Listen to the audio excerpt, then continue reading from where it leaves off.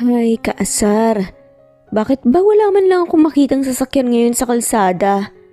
Wala naman ako nababalitang strike Bakit ba ngayon pa nangyari to? Kung kailan naman unang araw ng pagpasok ko sa trabaho, ganito pa talaga ang nangyari. Kung sana nandito lang yung laging to the rescue sa akin.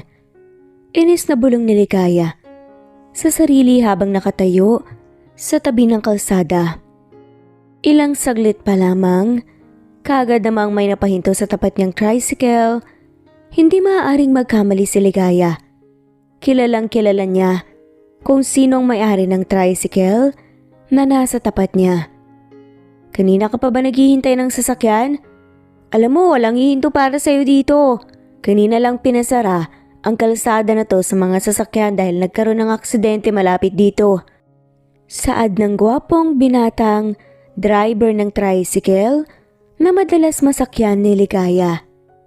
Hindi maiwasan ng dalagang malalang pagkabog ng kanyang puso sa tuwing nakikita ang gwapo at mestisong binata.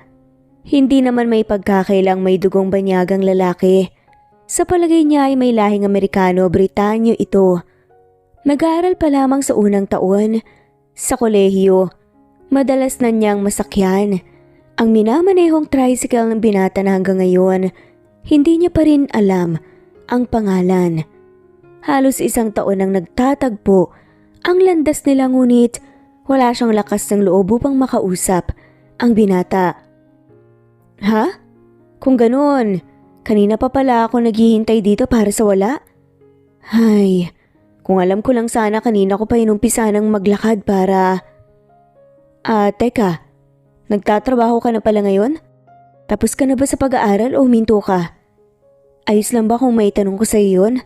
Parang kailan lang kasi nung naisasakay pa kita sa tricycle ko bilang estudyante. Nako, pumapasok pa rin ako ngayon, kaso panggabi ang klase ko. Sa araw, heto kumakayod para may panggasto sa pag-aaral. Hindi na rin kasi sapat ang scholarship at student allowance na nakukuha ko. Ayun na nga, unang araw ng duty ko ngayon tapos ganito pang nangyari. Halos 20 minuto na lang natitira bago ang mismong oras ng pasok ko sa part-time job ko. Ha? Sige, ganito na lang. Kung ayos lang sa'yo, pwede kitang isabay papunta doon. Sa totoo lang, daraan din naman ako sa Lily's Resto na papasukan mo. Napansin ko lang sa uniform mo kung hindi ako nagkakamali. Doon ka papasok, tama?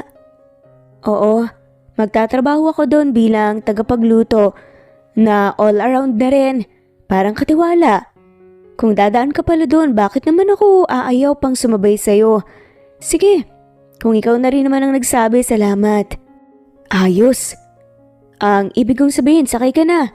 May alam akong shortcut, kaya sinisigurado kong hindi ka malilate. Ayos lang naman yan sa akin, walang problema. Kaagad naglakad at sumampa sa likurang bahagi ng tricycle si Ligaya. Hindi man niya sabihin halata ang hindi pagkakomportable ng dalaga sa pwesto niya.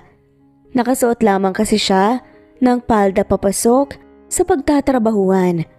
Maya-maya na bigla si Ligaya nang kumuha ng isang jacket mula sa damit na panindang ihahatid niya. Heto, kunin mo tong jacket. Napangiti na lamang si Ligaya. Nako, kilalang kilala ka dito. Bilang laging Reyna Elena, kaya kilalang kilala din kita. Saad nga din ni Nico.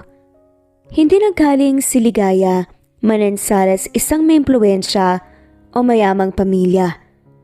Ngunit kilalang kilala ang dalaga sa kanilang bayan dahil sa kanyang natatanging kagandahan. Siya talaga ang numero 1 pantasya ng mga kalalakihan sa kanilang lugar. Halos 15 minuto lamang ang inabot ng biyahe ni Ligaya bago makarating sa kanyang pupuntahan. Ngunit pakiramdam niya ay halos isang buong araw na yun dahil sa dami ng napag-usapan nila ng mestisong binata. Sa wakas nakarating din ako sa tamang oras.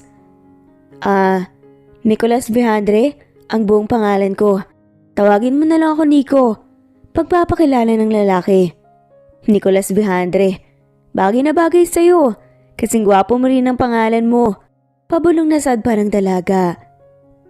Napangitin na lamang si Nico. Nagpaalaman na nga sila sa isa't isa. Pero hindi mawala ang ngiti sa kanilang mga sari-sariling mga labi.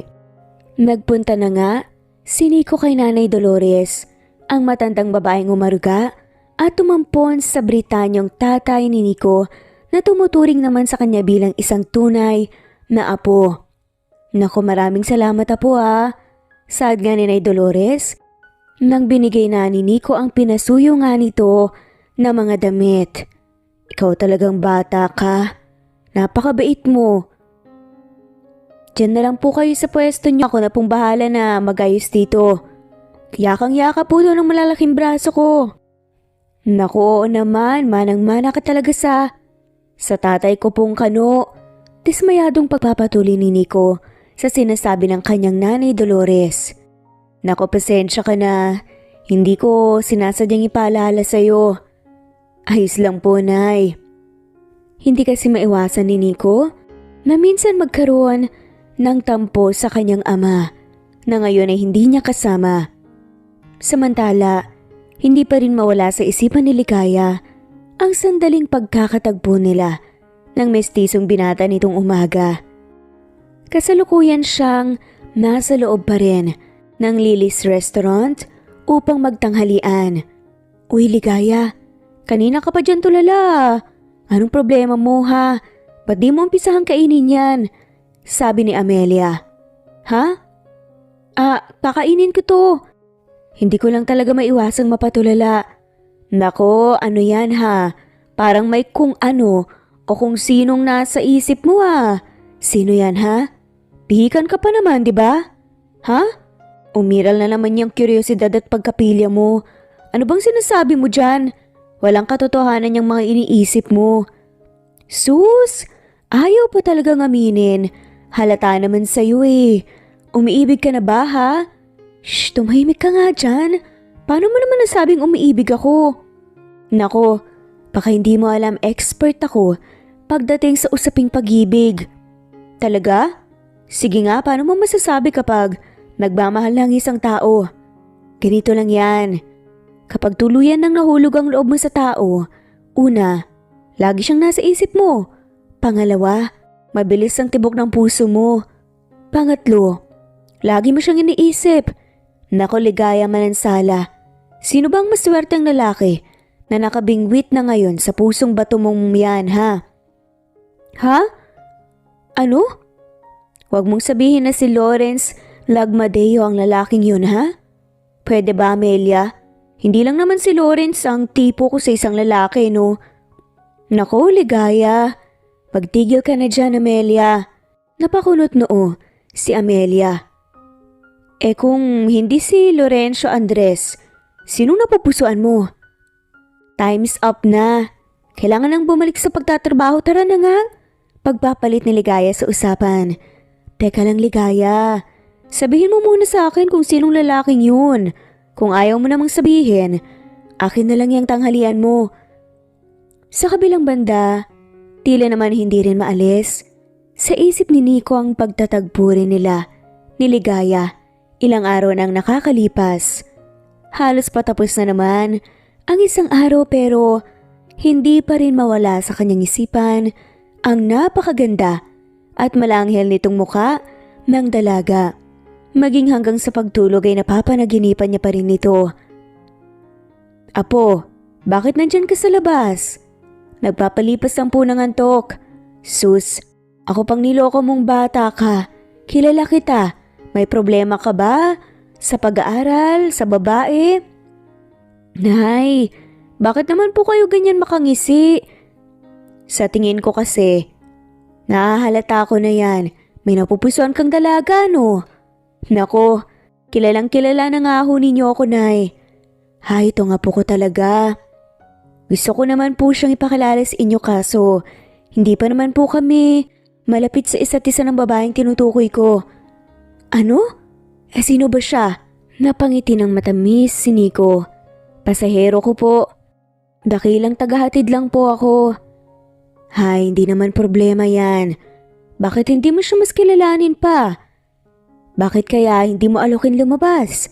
Para kumain ng mas magkakilanlan kayong dalawa. Hindi naman po ganun kadali. Nay, working student pa siya eh.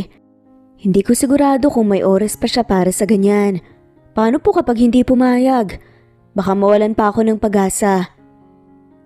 Binigyan pa nga ng mga kung ano-anong advice ni Nay Dolores si Nico.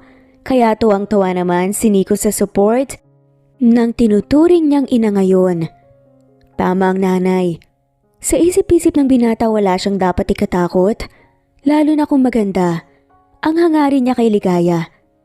Ngayon, nang dahil sa mga positibong salita ng kanyang nanay Dolores, mas naging determinado pa si Nico na magpursige para magtagumpay sa buhay. Gagawin niya itong motivasyon para nga umangat siya sa buhay. Sisiguraduhin ng binata na magtatapos siya ng pag-aaral at magsusumikap upang mas maging karapat-dapat sa babaeng minamahal. Kinabukasan halos madapa naman, kakamadali si Ligaya palabas ang kanyang tinitirang apartment. Halos hindi kasi ito makatulog dahil sa kakaisip rin sa binata. Ilang gabi niyang inisip kung bakit hindi na niya nasisilayan si Nico. Ay, mukhang maliliit na talaga ako nito ah. Kaasar, dapat kasi kalimutan ko na lang ang lalaking. Pero laking gulat ang dalaga nang biglang huminto sa tapat niya ang tricycle ng lalaking nagpapagulo sa isip at puso niya.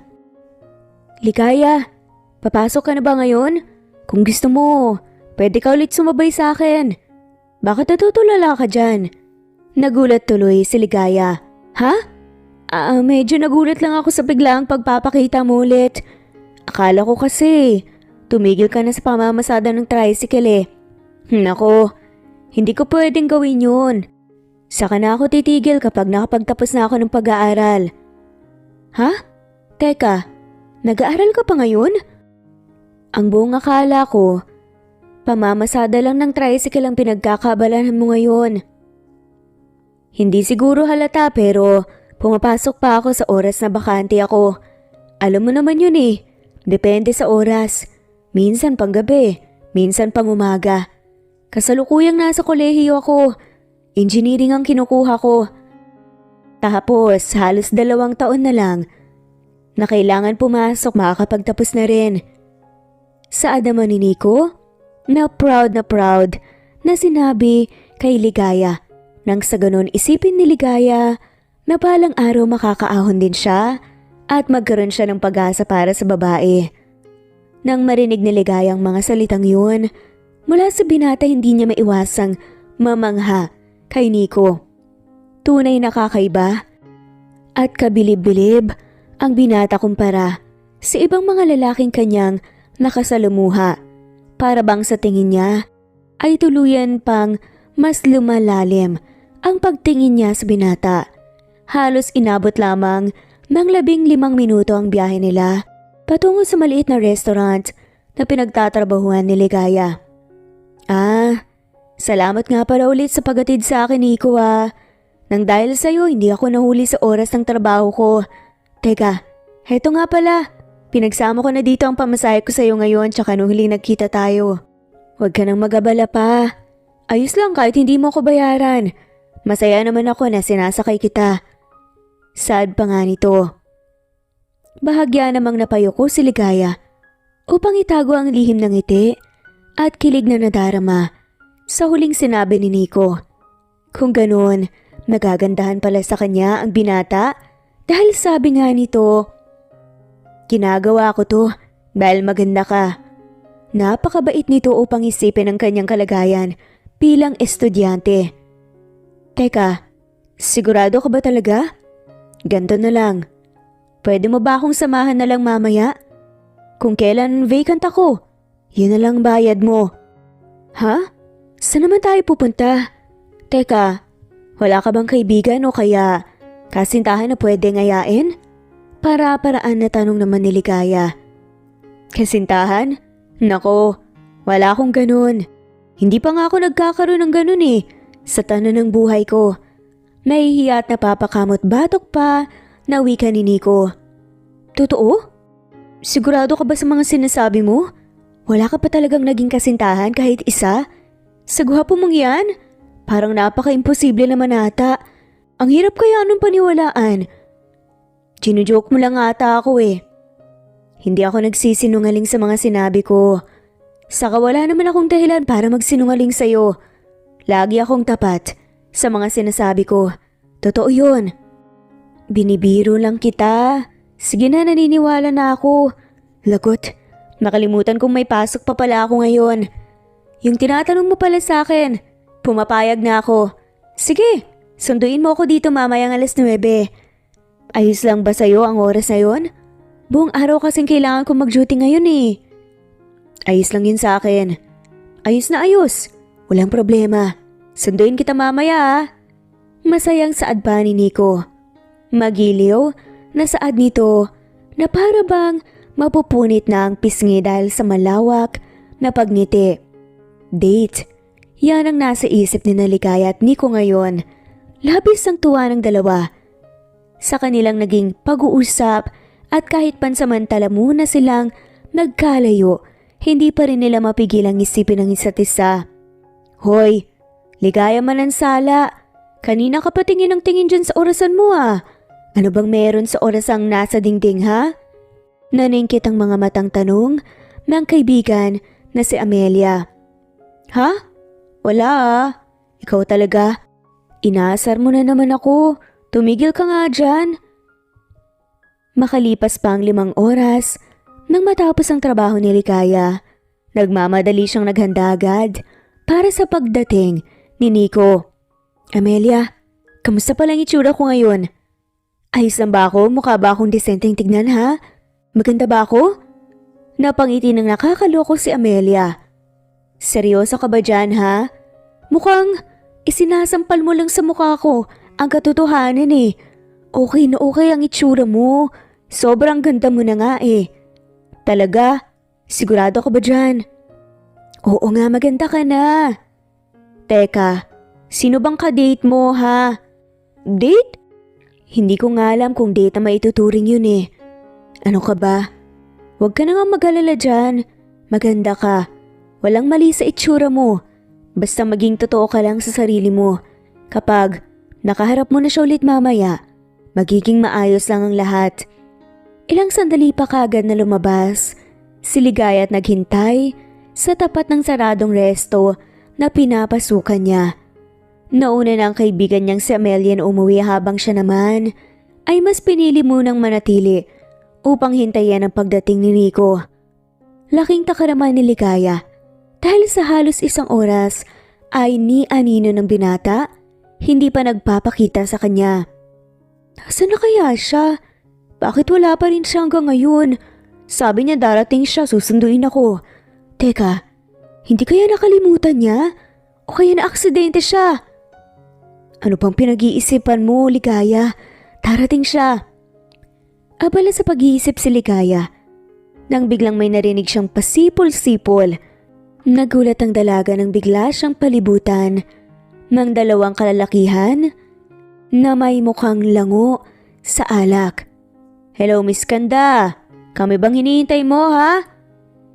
Baka naghihintay ka ng bagong customer.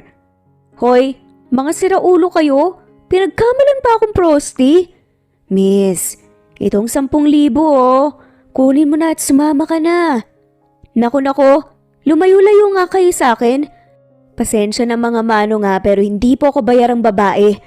Ang ayos-ayos ang itsura ko tapos pagkakamalan niyo akong ganun. Sa ibang lugar na nga lang kayo maghanap ng matitira niyo. Abang, tapang mo pala. Ano? Hindi ka bayarang babae? Sigurado ka ba? Ganyan ang gusto ko sa babae eh. Yung pakipot pa. Mga gago talaga kayo. Singhal pa ni Ligaya. Magpatuloy pa nga ang kanilang pagbabangayan. Hayop, humanda talaga kayo kapag nakawala ako. Nang biglang, Hoy, kayong dalawa, bitawan nyo nga siya. Isang pamilyar na baritonong boses ang narinig ni Ligaya mula sa kanyang likuran. Humahangos at pawisan pa ang binatang si Nico nang makita niya ito. Kagad namang napansin ni Ligaya ang pulang mansya na nasa damit nito. Hoy Tisoy, kung sino ka man, huwag ka nang mangialam dito. Umalis ka na kung ayaw mong mamatay. Bahagyang napangisi si Nico sa lalaking nagsalita. Mamatay? Baka ako ang dapat magsabi niyan. Kita niyo ang pulang mansya na tong nasa damit ko? Dugo to. Totoong dugo ng taong halang ang bituka.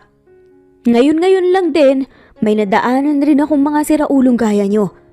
Hindi niyo ba alam na may ginawa ako sa kanila hanggang sa lumabas ang mga to?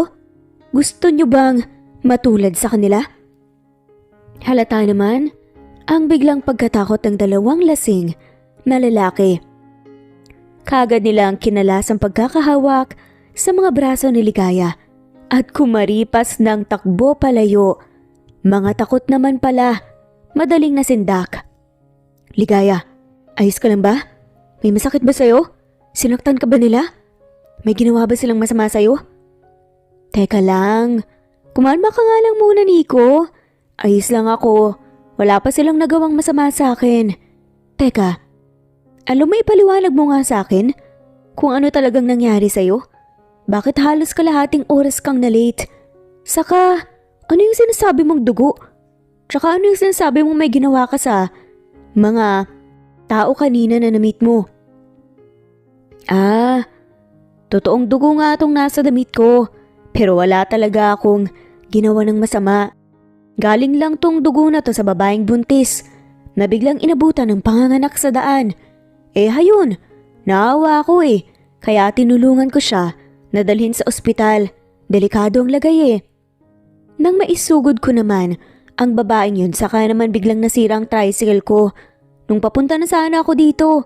Pasensya na talaga Ligaya. Hindi ko naman ginustong mangyari ang mahuli sa oras. Tama na Nico. Naiintindihan ko. Hindi mo kailangan mag-guilty sa nangyari.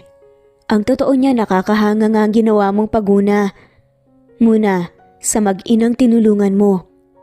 Mas mahalaga ang buhay ng mga tinulungan mo kaysa sa tamang oras ng pagdating mo dito. Sambit ni Ligaya na may matatamis ng ngiti sa mga labi. Talaga? Mabuti naman kung naiintindihan mo Ligaya. Tara na? Saglit lang. Paano naman yung suot mo? Hindi ka ba mapagkakamalan dyan ng iba na may nagawan ka talaga ng masama? Pero biglang nalaki ang mata ni Ligaya dahil laking gulat niya nang biglang magtanggal si Nico ng damit sa harapan niya. Kagad na napatakip tuloy ng mga mata si Ligaya ngunit bahagyaring sinipat-sipat ang magandang pagkakahulma ng katawan ng binata. Kitang-kita niya ang mga pawis nito na pumapatak pababa sa nagbabatuhang katawan nito. Ligaya, ayos ka lang? Bakit ka nagtatakip ng mga mata? Pangit ba ang nakikita mo? Pasensya na hindi naman kasi ako mahilig mag-workout pero ano, hindi ka nagwo-work sa lagay na yan? Parang imposible naman yata ang sinasabi mo. Ang ganda-ganda kaya ng katawan mo. Nautal pa nga na saad ni Ligaya, huli na nang mapagtanto ang kanyang sinabi. Kung ganun, tinitignan mo pala Nakangising wika at pangaasar naman ni Nico. Hoy, ano bang pinagsasasabi mo dyan ha? Pangisi-ngisi ka pa. Sino ba naman kasing normal na lalaki ang magtatanggal ng damit sa tabi ng kalsada ngayong gabi, Aber? Sa tingin ko, parang normal lang naman yun Saka, paano nga kung may magakalang nakagawa ako ng isang krimen dahil lang sa mansyang nasa damit ko, diba? Paano naman kung magkasakit ka dahil paghuhubad mong yan, ha? Ang lamig-lamig kaya, bigyan kaya kita ng yakap, Sul. Bulong pa nga ng babae, pero hindi pinahalata ni Nico na narinig niya at napangiti na lamang. Kung ganoon, nag-aalala ka pala sa akin. Tanong na lamang ng binata na may nakakalokong ngiti habang hinihimas ang kanyang baba. Ha? Siyempre naman. May masama ba doon, ha? Hindi tayo pwedeng tumuloy na ganyan ang itsura mo. Kung meron lang sanang bukas, nabilihan ng damit. Naku, Ligaya, baka nga hindi na tayo matuloy ngayon. Napakunot noo ang babae. Ha? Bakit naman? Nandito ka naman ngayon na. Saka yung susuotin mo na lang naman ang problema. Yun na nga eh. Saka ko lang napagtanto ngayon. Yung lugar pala na pupuntahan sana natin. Mukhang sarado na. Iimbitahan sana kitang kumain sa isang resto kaso ganito nga ang nangyari. Pasensya ka na ha, kung naabala pa kita ngayong gabi. Palpak naman tong unang date natin. Ano ka ba? Ano bang hinihingi mo ng pasensya? Hindi mo naman ginusto ang nangyari. Saka tumulong ka, remember? Walang problema sa akin yun. Mukhang pwede pa rin naman nating ituloy ah. Sabi pa ni Ligaya habang may nakaguhit na pagkapili ang ngiti sa mga labi nito. Sa pagkakataong yun, muling binuksan ng dalaga ang entraha ng maliit na restaurant na kanyang pinapasukan. Kasunod naman niya, si Nico na wala pa ring suot na pang-itaas na tila giniginaw na. Tara, maupo ka muna sa kahit na anong puan dyan. Hintayin mo ako dito ah. May kukunin lang ako saglit sa employees locker room. Simpleng ngiti at pagtungo na lamang ng ulo ang isinagot ng binata kay Ligaya. Makalipas ang 5 minuto kaagad, nagbalik ang talaga sa kinapupwestohan ni Nico. Mayroong bit-bit na ngayon si Ligaya na isang itim na polo na may logo ng restaurant na pinagtatrabahuan niya. Heto nga pala muna ang suotin mo pansamantala, Nico. Hindi ko alam kung kasya sa iyan. Sige, susuot ko. Pero ayos lang ba talaga? Hindi ba uniforme niyo to? Nako, ayos lang yun. Marami naman yan dito eh. Suotin mo na. Mahirap ang magkasakit. Nahihiyaman kagad na isinuot na lamang ni Nico ang polong binigay sa kanya ni Ligaya. Oh, bagay na bagay naman pala sa'yo eh. Parang sinukat. Saktong-sakto. Mukhang pwedeng-pwede ka na rin sa resto na to. Natatawang saad pa nga ni Ligaya. Sana nga, pwede rin ako sa puso mo eh. Wika ni Nico sa sarili. Ha? May sinasabi ka ba dyan? Parang narinig ko ata na may binubulong ka. Hindi ko lang masyadong narinig ng maayos. Saad pa ni Ligaya. Napailing lang naman si Nico na natatawa. Ah, wala yun. Tama, gusto ko sanang malaman kung ano ang gagawin natin ngayon. Kagad namang napasugod bigla si Ligaya sa kusina ng restaurant na pinagtatrabahuan niya. Mabilis niyang isinuot ang apron at nagsimulang pakialaman ang buong kusina. Matapos ang 10 minuto, nagtagumpay siya na makapagluto ng isang masarap na carbonara. Nagluto ka? Takang tanong ni Nico. Hindi ba magagalit ang amo mo? Ano ka ba? Ayos lang to. Saka pwede ko namang iawas sa sweldo ko eh. Mabait ang boss namin. Maintindihan niya kung bakit ginawa ko to. Tsaka medyo friends na rin kami no. Nakangiting saad pa ni Ligaya. Nako, ako tong nang imbita sa'yo pero ikaw pa yung napagastos. Ayos lang talaga. Reward mo yan sa pagiging good Samaritan mo. Saad pa ni Ligaya. Sige na nga, kung mapilit ka talaga. Kain na tayo? Nagsimulang pagsaluhan ng dalawa ang pagkaing nakahain sa kanilang harapan. Unang tikim pa lamang, namilog na kagad ang mga mata nito nang malasahan ng masarap na carbonara. Nagustuhan mo ba? Excited na tanong pa ni Ligaya. Sobrang sarap kaya nito. Ito nga atang pinakamasarap na carbonarang natikman ko sa tanan ng buhay ko. Naka-thumbs up pa na saadang binata. Mabuti naman pala kung ganun. Masaya akong nagustuhan mo ang luto ko. Masarap na talaga eh. Ngayon, hindi na ako nagtataka kung bakit ka nakuha bilang kusinera dito. Sobrang husay mong magluto, Ligaya. Salamat sa papuri. Sa totoo lang kung sakaling magkaroon ako ng pagkakataon, gusto kong makapagpatayo ng sarili kong restaurant sa hinaharap. Business administration ang kinuha kong course pero yan pa rin ang pangarap ko sa buhay. Pangarap ko talaga ang malutuan ng maraming tao. Iba kasi ang hatid sa akin ng ngiting gumuguhit sa kanila kapag kinakain nila ang luto ko. Sigurado akong matutupad mo yan, Ligaya. Malaki ang potential mo. Kaya posibleng mangyari ang pangarap mo. At isa pa, akong magiging #1 fan mo. Saad pa ni Nico. Pinamulhan tuloy ang magkabilang pisngi ni Ligaya. Salamat Nico. Sana nga magdilang anghel ka. Sa oras na mangyari talaga yun, ikaw ang unang-una nalulutuan ko sa magiging restaurant ko. Hihintayin ko yan. Pangako ko yun sa'yo. Eh ikaw, ano bang pangarap mo pag nakapagtapos ka? Sa ngayon, wala pa akong konkretong plano eh. Pero basta ang makapagtapos ng pag-aaral yun muna ang gustong-gusto kong matupad sa hinaharap.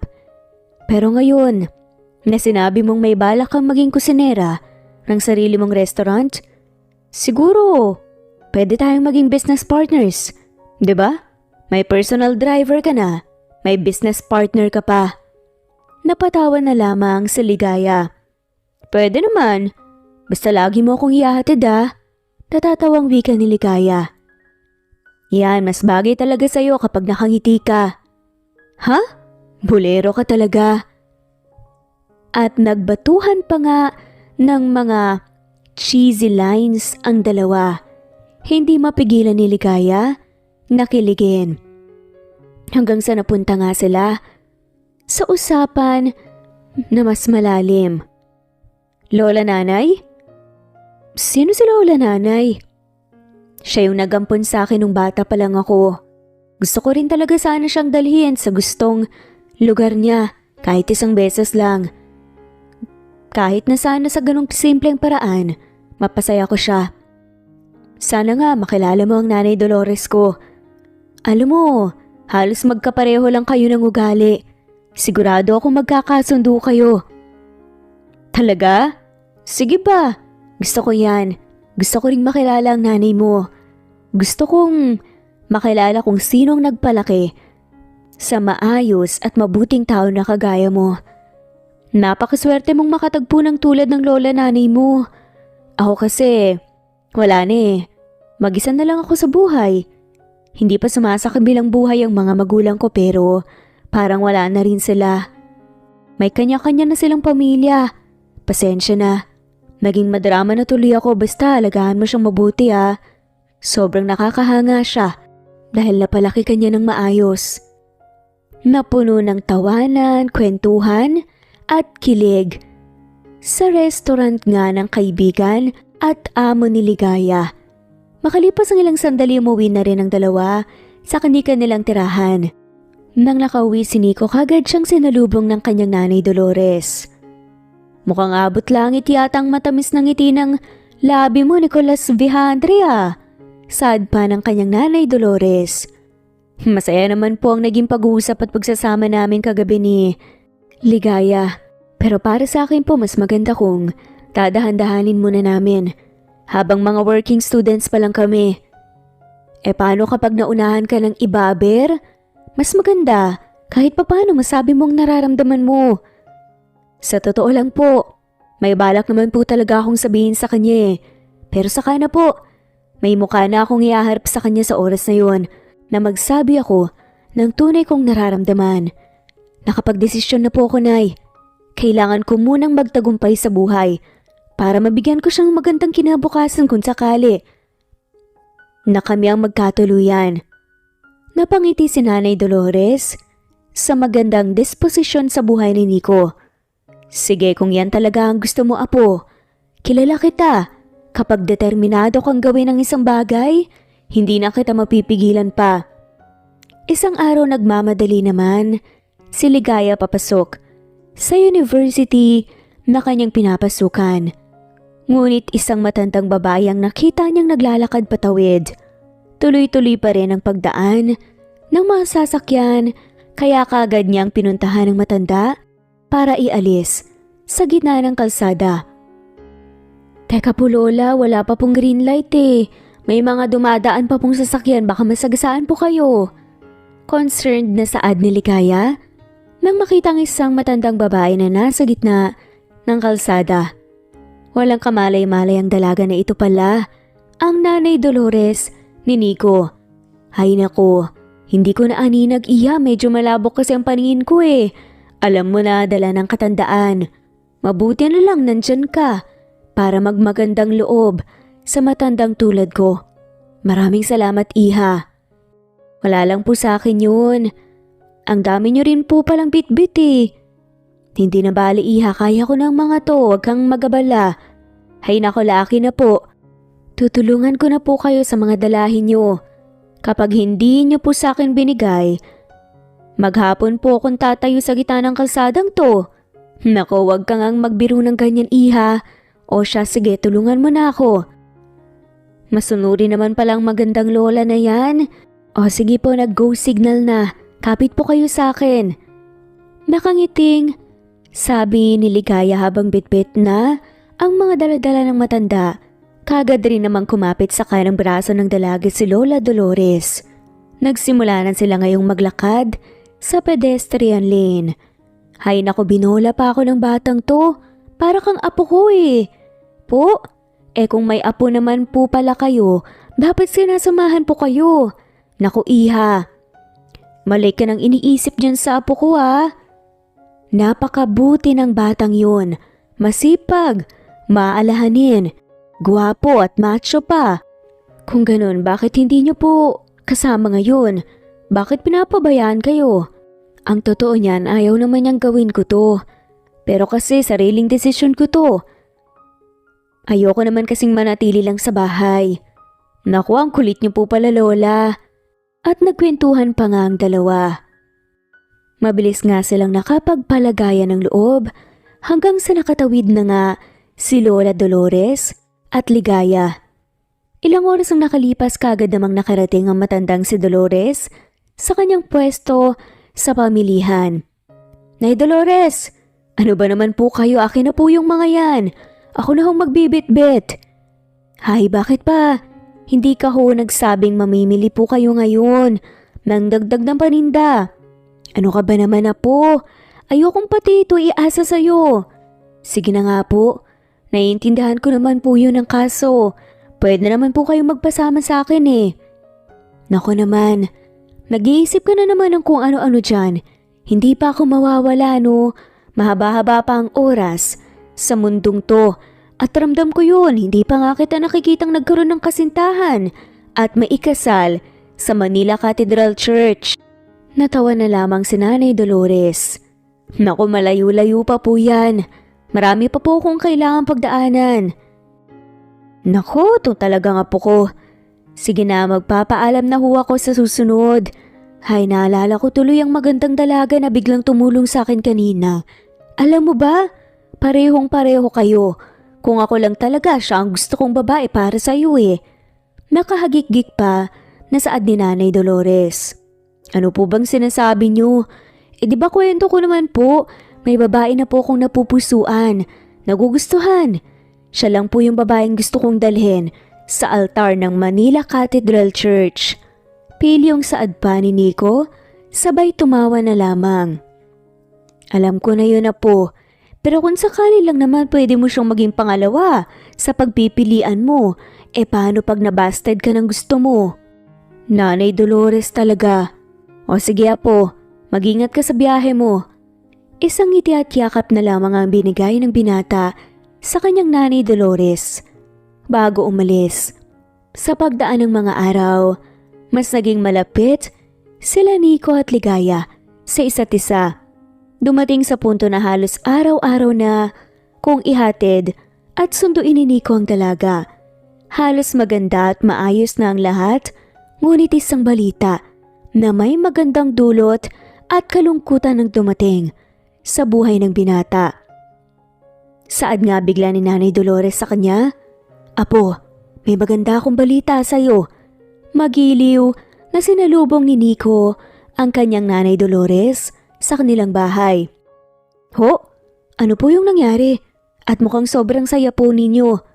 Nagpunta rito kanina lang ang professor mong si Mr. Abueva. May napakaganda siyang balitang hatid sa'yo. Isa ka sa mga maswerteng napili para mabigyan ng opportunity na makapunta sa Germany para tapusin ang huli mong 2 taon sa kolehiyo. Hindi mo na rin kailangang alalahanin ng mga gastusin patungo doon dahil sagot na ng university. Saka ipinangako nila na matapos mong makapagtapos, may kumpanya na agad ang magbibigay sa'yo ng magandang trabaho.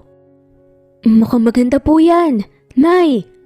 Bahagyang nakangiting wika ni Nico na may bahid rin ng kalungkutan sa kanyang tinig. Teka, parang hindi ka naman ata gaanong masaya. Naisip ko lang po, paano ka naman, Nay? Hindi ko kayo pwedeng basta iwan dito. Ano ka ba, Apo? Nakakalimutan mo na ba? May mga kapatid pa akong nabubuhay sa Cavite. Pwede muna akong mamalagi doon. Alam ko namang mag-aalala ka sa kalagayan ko pero magiging maayos lang ako doon. Maniwala ka at huwag mong sayangin ang pagkakataong to. Hindi ba gusto mong umasenso sa buhay? Para may maipagmalaki sa babaeng tinatangi mo? Kinalaunan, bukas palad na tinanggap ni Nico ang malaking oportunidad na inalok sa kanya. Kaagad na sinabi rin iyon ng binata kay Ligaya. Hindi man sabihin ng talaga alam ni Nico na labis rin yung ikinalungkot ng babae na kanyang minamahal. Ha? Pupunta ka sa ibang bansa? Magandang balita yan. Alam mo, dapat mo talagang tanggapin ang opportunity na yan. Hindi basta-basta dumarating ang ganyan ha. Sabi ni Ligaya na may kaunting ngiti sa mga labi. Masaya ang dalaga sa magandang oportunidad na dumating sa buhay ni Nico. Ngunit may parte rin sa kanyang puso na nagnanais na hindi umalis sa binata. Tama, pero alam mo, may parte talaga sa akin na talagang mangungulila sa bansang kinalakihan ko. Maging sa mga taong kakilala ko at mahal ko. Banat pa ni Nico. Saka may gustong-gusto talaga akong sabihin sa'yo pero naisip ko na mas maganda siguro kung sasabihin ko yun sa tamang panahon. Sana magawa mong hintayin ang muling pagbabalik ko, Ligaya. Oo naman. Hihintayin ko ang pagbabalik mo, Nico. Kahit mahigit 2 taon pa yon o abutin ng dekada sa muli mong pagbabalik rito sa bayan. Ipinapangako kong nandito pa rin ako.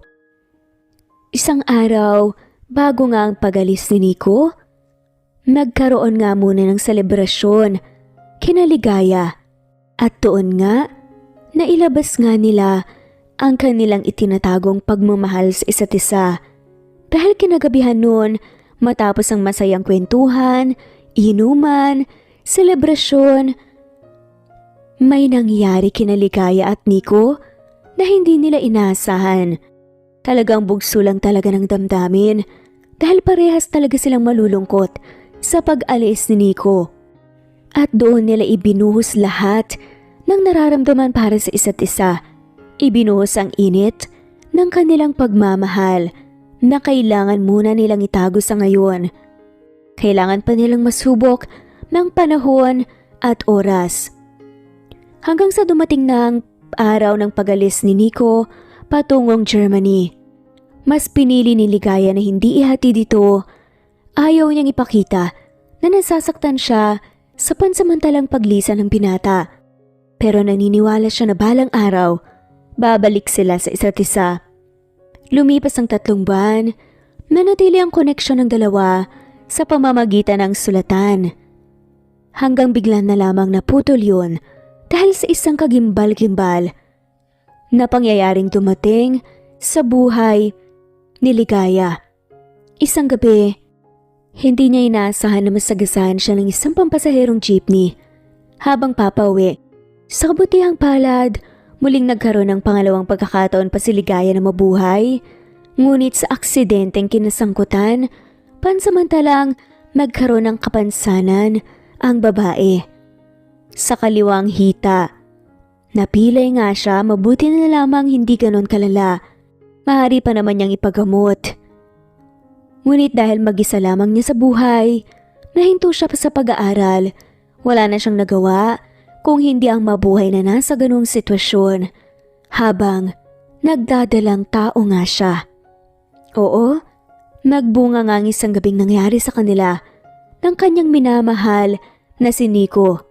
Hindi naman niya masisi si Nico dahil hindi naman ito alam Nagtrabaho na lamang si Ligaya kahit nasa ganong sitwasyon siya. Kamusta ka na ba ngayon, Ligaya? Alam mo bang sobrang nag-alala ako sa'yo nang maaksidente ka. Hindi ka na bumalik dito sa Elizondo. Sa loob ng 3 taon, hindi ka man lang nagabalang mangumusta, kahit sa sulat man lang. Naiiyak na sabi ng kaibigan ni Ligaya ni si Amelia. Pasensya na. Ayoko lang naman talaga mag-alala ka. At saka, nagpasya lang naman talaga akong magpakalayo-layo pansamantala para makahanap ng ibang oportunidad. Alam mo naman na, lumalaki na rin ang pamangkin mo. May problema din ang kaliwang binti ko. Mabuti na nga lamang at hindi ako sobrang napuruhan. Hay, kung trabaho lang naman pala ang hanap mo, may alam naman ako eh. May bagong bukas na malaking 5-star hotel dito. Tsaka restaurant na din. Happiness ang pangalan ng 5-star resto na yun. Kita mo? Ingles na pangalan mo pa. Mukhang itinadhana atang magtrabaho ka ron eh. Ligaya. Tapos happiness ang pangalan ng hotel restaurant. Sakto naghahanap pa sila ng cook. Mag-apply ka na. Napakunot noo si Ligaya. 5-star resto? E di mas mataas pa ang qualifications na hinihingi nila. Suntok sa buwan naman ata na mapunta ako sa inaalok mo ng trabaho. Bukod sa hindi ako nakapagtapos ng pag-aaral, nakikita mo naman tong kaliwang binti ko, diba? Tsaka, paano ang inaanak mo? Ano ka ba naman? Ibang-iba ang 5-star resto na yun. May ilan na nga rin kinuhang empleyado na may iba't ibang kapansanan sa katawan. Wala nga din daw, kaso sa may-ari kung tapos o hindi pagdating sa edukasyon. Basta ang mahalaga, may skills and talent. Nang dahil sa panghihikayat ng kaibigan ni si Amelia, kinalaunan ay napapayag naman si Ligaya na mag-apply nga doon. Kaagad siyang nagtungo sa Happiness 5-star resto upang mag-apply. Bukod sa interview, nasubok rin ang husay ni Ligaya sa pagluluto ng iba't ibang cuisines o putahe. Maswerte naman na kaagad siyang tinanggap doon bilang isa sa mga bagong kusinera. Halos 3 araw na ang nakalipas simula nang magsimula siya bilang kusinera sa bagong pinagtatrabahuan. Ngunit isang araw laking gulat ni Ligaya nang muling makita ang mistisong binata na hanggang ngayon tinatangi pa rin niya. Nico? Nicolas Vejandre? Ikaw ang may-ari ng 5-star restaurant na to? Gulat na tanong ni Ligaya nang mapagalaman na ang lalaking nakilala bilang tricycle driver noon ay isa ng ganap na boss ng sarili nitong restaurant. Ako nga to, Ligaya. Saka tama ka. Ako rin ang may-ari nitong 5-star restaurant na pinagtatrabahuan mo ngayon. Kamusta? Halos 3 taon rin nung huli tayong nagkita. Oo nga, 3 taon na rin ang nakalipas. Alam mo, halos hindi kita nakilala. Formal at ang ayos mo ngayon ah. Mukhang mas kagalang-galang at professional ka na talaga. Natutuwa ako sa narating mo ngayon sa buhay. Sino ba namang mag-aakala na talagang magtatagumpay ka ngayon makalipas ang 3 taon? Salamat. Alam mo, matagal ko rin talagang inasam na muling mangyari to. Siya nga pala, narinig ko ang nangyaring aksidente sa'yo nang nasa Germany pa ako. Kaya ba biglang nahinto ang pagpapadala mo sa akin ng sulat? Ha? Kung ganun, nalaman mo rin pala. Pasensya na talaga, Nico ah. Ayoko lang naman talaga na mag-alala ka sa akin eh. Pero sa isip-isip ni Ligaya nalaman kaya nito ang isa pa sa mga pinakatatago niyang sekreto. Naiintindihan ko. Pero ang mahalaga naman ngayon, nagkita tayo ulit. Tungkol nga pala sa kaliwang binti mo. Ang narinig ko sa HR, possible pang may pagamot mo yan, tama? Oo.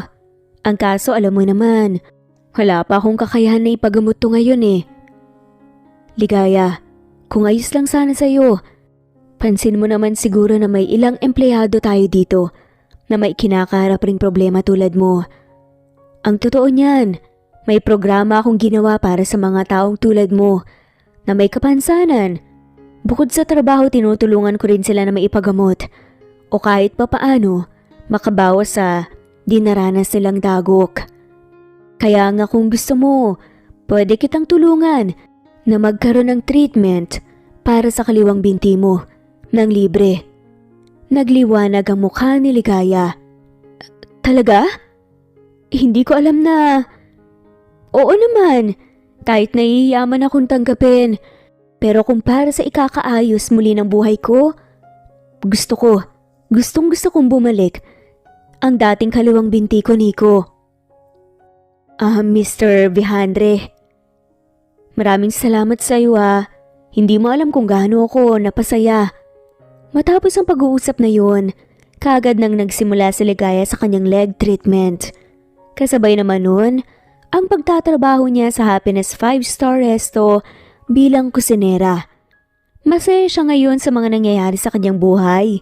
Hindi man nakapagtapos sa pag-aaral at nakapagpatayo ng sariling resto, labis pa rin ang kasiyahan niya na nagagawa pa rin niyang matupad sa ibang paraan, lalo na ngayong nagbalik na ang lalaking kanyang minamahal, ang lalaking ama ng kanyang 3 taong gulang na anak na babae.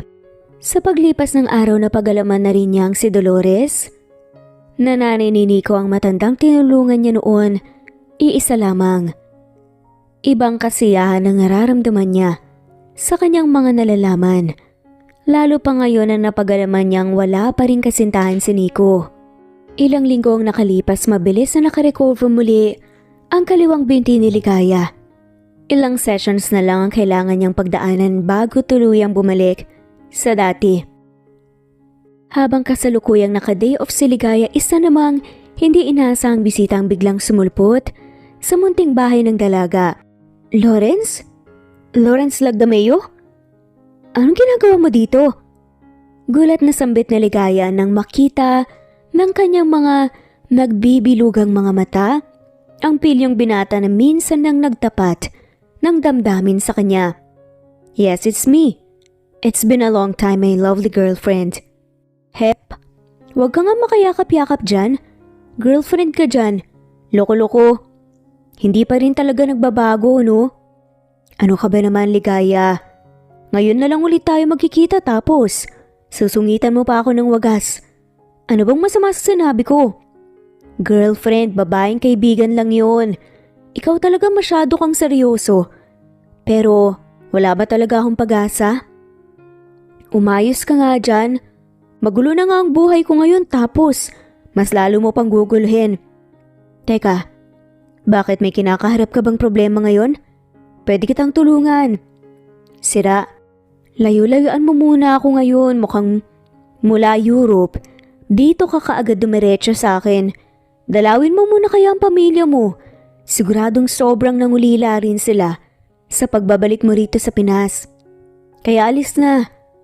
Ligaya naman. Hindi ka pa rin talaga nagbabago. Lagi mo na lang akong pinagtutulakan. Anak lang ako ng isang gobernador pero tao pa rin ako. Sus, ang drama mo pa rin. Para kang hindi 27 anyos kung mag-isip. Magseryoso ka nga sa buhay. Bakit ba hindi ka pa magpakasal ha? Nasa tamang edad ka na. Saka, bukod naman sa pagiging anak ng governor, may sarili ka na rin namang pangalan. Kesa mambabae ka ng mambabae, tumino ka na at mag-asawa ka na. Iniiwasan ko nga ang salitang kasal at asawa. Pero maririnig ko pa rin pala sa'yo. Saka para sabihin ko sa'yo, matino na ako ngayon. Hindi na ako ng babae. Siyempre, bumalik ako dito sa Pilipinas kung nasan talagang... Bakit mo naman ako binatukan? Ginawa ko lang yon para matauhan ka at magising. Ang straightforward mo talaga, ano? Wala ka talagang pakialam kahit masaktan ako. Tigilan mo nga ako, Lawrence. Huwag kang magpaawa effect. Kung hindi lang ako napilayan, kanina pa kita nasipa. O nga pala, I heard about what happened to your right leg. Kamusta pala ang kanang binti mo ngayon? May chance pa ba para maipagamot mo yan? I'm willing to help. Wala namang problema sa akin ng gastos. Salamat pero hindi na, Lawrence. Hindi na kailangan pa. Meron nang tumulong sa akin para maipagamot ang napilay kong binti. Naumpisahan ko na ang treatment. at ilang sessions na lang makaka-recover na ako. Wow, that's great. Pero teka, kung ganun, sino naman ang taong yun? Ako. Akong tumutulong kay Ligaya para mabigyan ng treatment ang kaliwang binti niya ngayon. So it's you. Gwapo ka pero mas gwapo pa rin ako sa'yo. Hoy, pwede ba, Lawrence Lagdameo? Umalis ka na. Sabi ni Ligaya habang itinutulak palabas ang binata. Teka, sige nga. Alis na ako ngayon din. Itulak ba naman ako palabas? Sige na, umalis ka na. Shoo, bye, layas. Hay, salamat na wala rin. Ang ibig kong sabihin, Sir Nico, ano bang ginagawa mo dito sa bahay ko? Nandito lang ako para kumustahin ka. Gusto ko lang ma-check kung gumagana ba ang treatment sa kanang binti mo. Kinakabahan naman si Ligaya dahil kahit nasa palaruan pa nga ang kanyang anak kasama ang yaya nito na hinire lang niya makamakailan nang magkaroon siya ng trabaho, hindi niya pa rin mapigilang kabahan dahil baka maya't maya dumating na rin yun. Ayos lang. Medyo nagiging okay na ako ngayon. Yun lang ba ang ipinunta mo dito, Mr. Vihandre? Pwede ka nang umalis. Pasensya ka na. Wala kasi ako ma-offer sa'yo na pagkain eh. Mag-grocery pa lang ako mamaya. Pagdadahilan na lamang ni Ligaya pero ang totoo, kinakabahan siya na baka magpang-abot nga si Nico at ang kanilang anak. Teka lang, pinapalayas mo ba ako? Tanong pa nga ni Nico. Gusto ko lang naman i-check ang lagay ng empleyado ko ah. Ha? Empleyado? Tila nalungkot si Ligaya sa sinabi ni Nico. Okay na ako, Mr. Vihandre. Maraming salamat. Hindi mo na kailangan pa mag-aksaya ng oras para pumunta dito. Alam ko busy ka. Sa wakas, nagpaalam na rin si Nico. Pero ang pagkakataon nga naman, habang nasa daan si Nico, sakto naman na may nabunggo siya ng isang bulinggit. Ouch! Sakit! Yun nga ang saad ng cute na bata habang buhat-buhat ng yaya niya. Nakakapagsalita ng konti lang ang bata dahil naririnig lamang niya yon sa kanyang ina habang kausap nga si Amelia minsan. Napakatalino din kasi nito at mabilis pumick up. Nako, pasensya na po sir. Saad na lamang ng yaya. Pero laking gulat ni Nico nang parang pamilyar ang muka ng baby. Baby, okay ka lang? Tanong ni Nico. Nakita niya tuloy ng malapitan ang mata, ilong at labi nito. Parang minsan nakikita niya sa baby si Ligaya. Minsan naman nakikita nito ang mata sa mata niya nung bata pa siya. Hindi mawari ni Nico kung anong nararamdaman niya. Parang kakaiba. Pero saad ng yaya, alis na po kami. Pasensya na po sir ah. Nagmamadaling saad nga nito dahil bilin nga ni Ligaya na dapat hindi siya makikipag-usap ng matagal sa hindi nila kakilala. Dahil baka pag-interesan pa sila. Lalo na't marami ang nag-eengganyo kay Ligaya na ipasok nga sa isang commercial ang kanyang anak dahil sobrang cute nga nito. Tuwang-tuwa naman at napapahagik-gik ang bata habang tinitignan si Nico sa hindi malamang kadahilanan. Parang ang gaan ng loob ni Nico sa bata pero hindi niya maipaliwanag kung bakit. Nagpaalam na ang yaya. Pero nagulat si Nico nang biglang pumasok ang yaya nito malapit sa bahay na kinalalagyan ng bahay ni Ligaya. Inisip na lamang niya na baka malapit lang din doon nakatira ang bata pero may kakaiba talaga siyang pakiramdam. Ilang araw pa ang lumipas, hindi naman nahinto si Lawrence sa kakakulit sa dalaga. Ano ka ba naman, Lawrence Lagdameo? Wala ka ba talagang trabaho para lagi kang pumunta dito ha? Huwag ka nang magsayang pa ng oras. Ano ba namang masama kung pumunta ako dito? Gusto ko lang naman talagang kumain sa restaurant. Sa pagkakaalam ko, may sarili ka rin namang resto, di ba? Bakit hindi ka nalang kumain doon ha? Umalis ka na nga. Sa tingin mo siguro ginagawa ko to dahil gusto pa rin kita, no? Excuse me, Naka-move on na ako sa'yo. Someone just stole my heart last night. And I'm just here to tell you. Naputo lang sasabihin ni Lawrence nang biglang, Mama! Ate, pasensya na po. Nag-iiyak po eh. Kaya po nagpasya ako na pumunta dito dahil malapit lang naman po. Saad ng anak at yaya nito kay Ligaya. Kinabahan naman si Ligaya dahil baka makita nga sila ni Nico at isa pa kasama nila si Lawrence. Nagulat din si Lawrence nang biglang may tumawag na mama kay Ligaya. Anak mo? Sino nga ma? Tanong agad ni Lawrence. Wala ka na doon. O diba? Nakita mo na. Pilay na ako at single mom pa. So gusto mo pa rin ba akong ligawan ha? Saad nga ni Ligaya. Napangiti na lamang si Lawrence at hindi alam ang sasabihin. Pero hindi lang pala yun nagtatapos ang sorpresa dahil biglang dumating din si Nico. What are you doing? Mr. Vihandre. Pasensya na kung medyo magulo po ang lalaking to ah. Napatingin si Ligaya sa kanyang anak na tila kinukulit-kulit si Nico. Teka, ikaw yung batang nakasalubong ko minsan na malapit sa bahay nila Ligaya. Bakit kayo nandito? Anak ko siya. Pag-amin naman ni Ligaya. Nagtitiga ng ilang segundo sina Ligaya at Nico. Nang biglang, teka nga muna. Excuse me, nandito pa ako. Mr. Vihandre, you must be the Nico guy, right? Kung ganon, ikaw palang tinutukoy ng girlfriend ko. Saad naman ni Lawrence. Nagkaroon tuloy ng hinala si Nico na baka si Lawrence nga ang ama ng bata at ang ina ay si Ligaya. Tila naman may kirot siyang naramdaman sa kanyang puso. Kaya biglang kinabahan sa kinatatayuan si Ligaya dahil kailan lang ay natatakot siya pero ngayon tila nangyari na ang kanyang kinatatakutan at may bonus pa.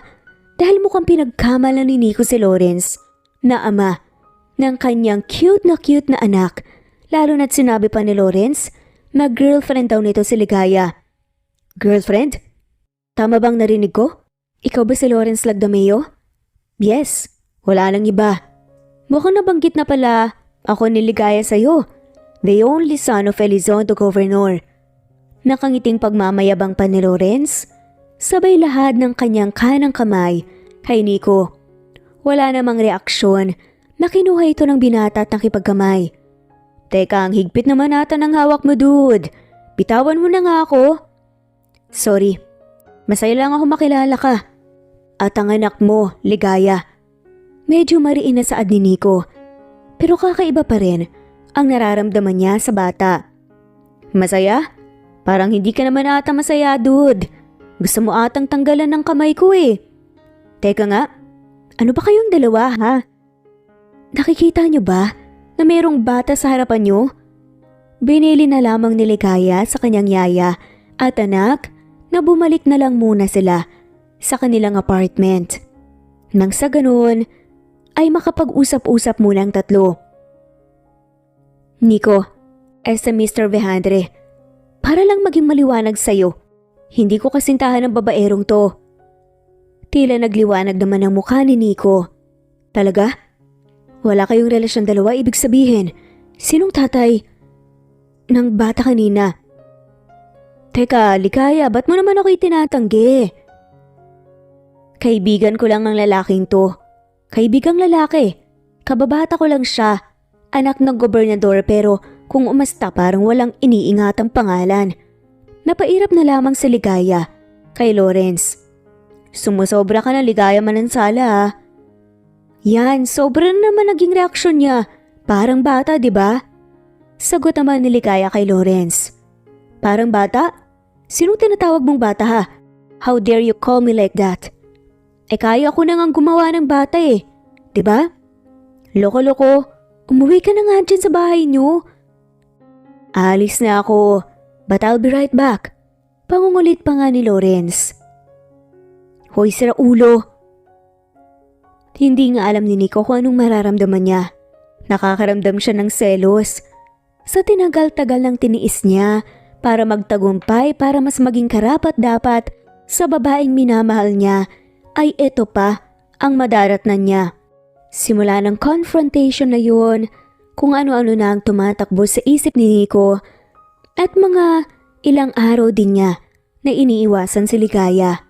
At dahil sa pag-iwas na yun, tila mas lumalim pa ang pangungulila nila sa isa't isa. Doon tila may napagtanto si Nico. Ligaya, pwede ba kita ngayain na lumuwas ng Manila sa Miyerkules? Bigla ang tanong naman ni Nico na labis ipinagtaka ng dalaga. Sa isip-isip nito, pagkatapos umiwas-iwas, tapos ngayon aayain ako bigla? Ha? 3 araw yun mula ngayon eh. Bakit naman? Tanda mo pa ba nung sinabi ko na may importante akong sasabihin sa'yo? Sa pagbabalik ko, balak ko sanang sabihin na yon sa mismong araw na yon. Pagdating ng Miyerkules, kaagad na sinundo ni Nico ang dalaga. Halos sinabot ng 3 oras ang biyahe nila mula Elizondo papuntang Manila. Nagtataka naman si Ligaya. Manginihinto at dali na siya ni Nico papasok ng Manila Cathedral Church. Napakunot noo si Ligaya. Sabay sabing, "Teka, bakit mo ba ako dinala dito sa Manila Cathedral?" Nagtatakang tanong ni Ligaya.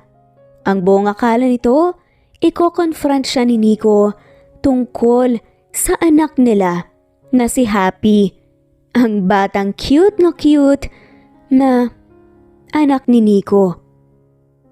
Alam mo, ito ang paboritong simbahan na pinupuntahan ni Nanay Dolores. Bata pa lang ako, lagi na niya akong dinadala dito tuwing linggo o sa kahit anumang araw. Hanggang sa, ayun na nga, tuluyan na rin akong napamahal sa banal na lugar na to. Kaya nga itananim ko na sa isipan ko, sa oras na dumating ang tamang panahon, ito ang lugar na gusto kong dalhin at pakasalan ang babaeng minamahal ko. Ang gusto ko na makasama ng panghabang buhay. Ang gusto ko maging saksi ang simbahang to at ang Diyos sa tapat na pagmamahal ko para sa'yo, Ligaya. Dire-diretso ang wika na nga ni Nico sa malalim at malumanay niyang tinig. Bakas na bakas naman ang pagkasinsero sa mukha nito habang binabanggit ang bawat salitang yun. Halos hindi naman makagalaw si Ligaya sa kanyang kinatatayuan. Para siyang napako at nawalan ng kahihiyan upang magsalita. Pinakiramdaman at saglit na hinintay niya muna ang binata kung may kasunod pang sasabihin na sana niyang marinig pa. Kung nagbibiro lamang ito at may parte sa puso ni Ligaya na umaasa na sana totoo at hindi biro ang mga sinasabi ni Nico.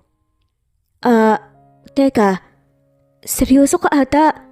Seryoso ka ba sa mga pinagsasabi mo? Alam mo, hindi magandang biro yan ha. Sa tingin mo matatawa ako sa... Ligaya, totoo ang bawat salitang lumalabas sa labi ko. Mahal kita. Mahal na mahal kita. Alam ko hamak na tricycle driver pa lamang ako noon pero minahal na kita. Ang kaso ngayon ko lang talaga sinabi dahil gusto ko na nasa magandang estado na ang buhay ko bago ako magtapat ng damdamin para sa'yo. Para maging mas karapat dapat ako sa babaeng tulad mo. Magkaiba na ang estado natin ngayon sa buhay, Nico. Paano naman ako magiging karapat dapat sa'yo? Alam mo, iisipin ko na lang na hindi nangyari to. Ibaling mo na lang sa ibang babae na karapat dapat para sa'yo ang pag-ibig mo. Pero ikaw lang ang gusto ko, Ligaya. Ikaw lang ang babaeng gusto kong pakasalan at makasama hanggang sa kabilang buhay. Ang ginawa kong pagpupursige sa buhay, hindi ko lang yun ginawa para sa'yo, kundi kay Nanay Dolores, sa sarili ko, at sa magiging anak natin. Hindi ko naman nakalain na may madadatnan na akong anak natin.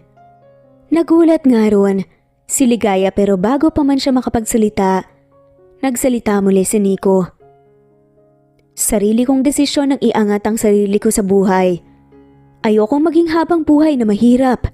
Ang gusto ko, sa oras na magkapamilya ko, hindi nila mararanasan ang paghihirap na gaya sa akin. Pero mukhang huli na ang lahat. dahil may ilang taon na naranasan yung paghihirap. Napakunot noo muli ang babae kaya may hinala na siya na may alam na talaga si Nico. Ikaw Ligaya Manansala, wala akong bagay o kung ano man na hiningi mula sa'yo. Ang sabi mo nga dati, kung magkakanobyo ka walang kaso kung mahirap lang ang isang lalaki. Basta ang mahalaga, may diskarte at masipag sa buhay. Ang sabi mo handa mo siyang mahalin at magtutulungan kayo para sabay kayong munlad sa buhay. Kaya nga kung nanaisin mo gusto ko sanang isama ka sa pagangat ko dahil ikaw ang naging inspirasyon ko. Gusto kong sabay natin abutin ang mga pangaral nating magkasama habang nagmamahalan.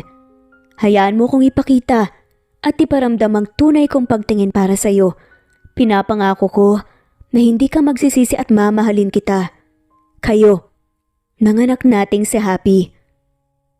Pasensya ka na.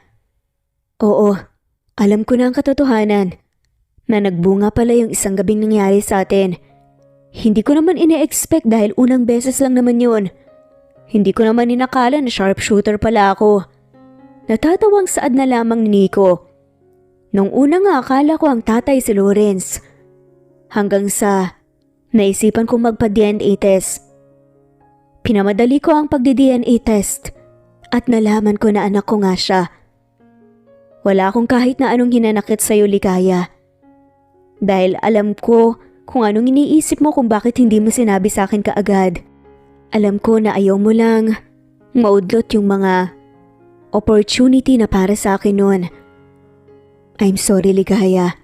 I'm sorry kung hindi kita nasamaan sa paghihirap mo. Alam ko mahirap maging single mom. At alam ko na ginawa mo ang lahat para mapalaki ng maayos ang ating anak. Pero hindi pa naman huli ang lahat, hindi ba? Magiging isang buong pamilya pa tayo. Naluluhang saad nga ni Nico. Hindi naman maiwasan ni Ligaya ang maluha sa sinabi ni Nico. Tagos sa puso niya ang bawat salitang kanyang narinig mula sa seryosong lalaki. Mahal rin kita Nico. Mahal na mahal rin kita. Ito lang talaga yung kaya kong isagot ngayon dahil naiiyak talaga ako eh. Tsaka tungkol sa anak natin. I'm sorry din dahil hindi ko kaagad sinabi sa'yo. Hindi ko naman talaga balak na itago ng pangmatagalan eh. Humahanap lang talaga ako ng tiyempo. Akala ko kasi magagalit ka. I'm sorry. Talaga? Mahal mo rin ako? Kung ganoon, pwede na ba kitang pakasalan? Saad pa ni Nico. Hindi ba dapat maging magkasintahan muna tayo? Parang kakaiba naman ata yung didiretso agad sa pagpapakasal. Ligaya masyado na tayong maraming nasayang na panahon. At dahil sa akin yun, doon din naman ang punta diba? Bakit pa natin? Kagad na puto lang sasabihin ni Nico nang bigla na lamang kumapit sa leeg niya si Ligaya at mariin siyang hinagkan nito. Gulat na gulat pa ang binata ngunit sinabayan niya ang bawat pagkalaw ng mga labi ng dalaga. Kasabay ng mainit na halikan, ang paghapit ni Nico sa maliit na bewang ni Ligaya palapit sa kanyang katawan. Dala-dala na ang dalawa sa nag-aalab nilang damdamin. Biglang may nagsalita sa kanilang likuran. Mommy? Saad ng batang si Happy. Nagulat na lamang sina Nico at Ligaya at napatawa.